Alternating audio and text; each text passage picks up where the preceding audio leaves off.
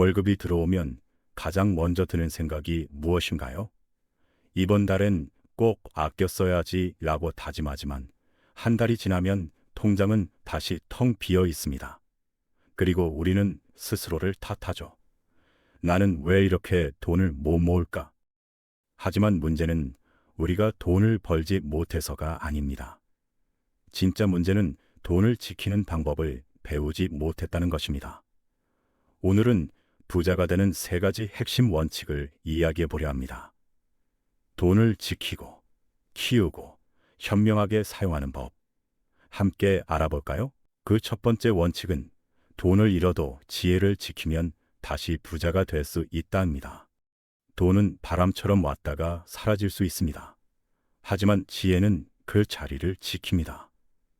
소크라테스는 이렇게 말했죠. 돈은 바람처럼 지나가지만 지혜는 그 자리를 지킨다. 우리는 종종 이렇게 생각합니다. 돈이 많아야 부자가 될 수 있지 않을까? 하지만 성공한 사람들의 이야기를 보면 돈을 많이 번 사람보다 돈을 잃고도 다시 일어선 사람들이 진짜 부자가 되었습니다. 스티브 잡스는 애플에서 쫓겨났지만 더 강한 모습으로 돌아왔습니다. 일론 머스크도 수많은 실패를 겪었지만 결국 세계에서 가장 영향력 있는 기업을 만들었죠. 이들의 공통점은 돈을 잃어도 지혜를 지키며 다시 도전했다는 것입니다. 우리도 마찬가지입니다.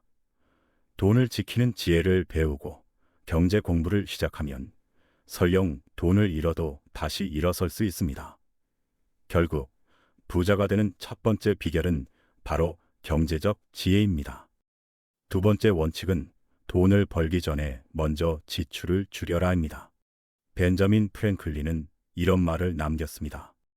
부자가 되고 싶다면 돈을 벌기 전에 먼저 지출을 줄여라. 우리는 종종 돈을 많이 벌어야 부자가 될 수 있다고 생각합니다. 하지만 진실은 정반대입니다. 아무리 돈을 많이 벌어도 지출이 많으면 결코 부자가 될 수 없습니다. 가난한 사람은 돈을 벌면 먼저 소비합니다. 그리고 남은 돈을 저축하죠.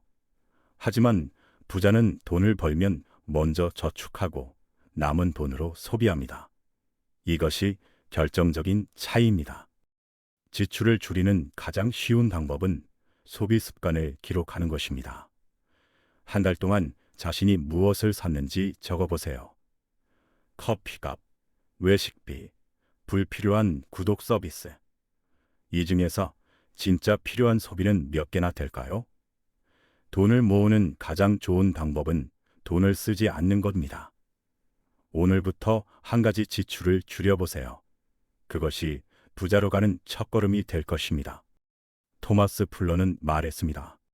빚은 조용한 포식자다. 부자가 되는 가장 큰 걸림돌은 바로 빚입니다. 신용카드, 대출, 할부. 이런 것들은 모두 우리의 돈을 갉아먹습니다. 특히 신용카드 빚은 이자가 높아서 갚아도 끝이 없습니다. 돈이 생기면 먼저 빚을 갚으세요. 빚을 줄이는 것이야말로 가장 확실한 재테크입니다. 특히 불필요한 대출을 줄이고 신용카드 대신 체크카드를 사용하면 불필요한 소비를 막을 수 있습니다. 돈을 모으는 것도 중요하지만 빚을 줄이는 것이 더 중요합니다. 지금 당신을 가난하게 만드는 것이 빚이라면 가장 먼저 해야 할 일은 빚을 없애는 것입니다. 오늘 이야기한 내용을 정리해 볼까요? 첫째, 돈보다 중요한 것은 경제 지식입니다. 돈을 잃어도 지혜를 지키면 다시 부자가 될 수 있습니다. 둘째, 돈을 벌기 전에 먼저 지출을 줄이세요. 소비 습관을 바꾸는 것이 부자가 되는 가장 빠른 길입니다. 마지막으로, 빚을 줄이세요. 빚은 조용히 우리의 부를 갉아먹습니다. 이 세 가지만 실천해도 여러분은 충분히 경제적 자유를 얻을 수 있습니다. 돈을 모으는 것은 하루아침에 되지 않습니다. 하지만 오늘부터 하나씩 실천하면 1년 후, 5년 후에 당신은 지금과 완전히 다른 사람이 되어 있을 것입니다. 이 영상이 도움이 되셨다면 좋아요와 구독 부탁드립니다. 앞으로도 여러분의 경제적 자유를 위해 좋은 정보로 찾아뵙겠습니다. 감사합니다.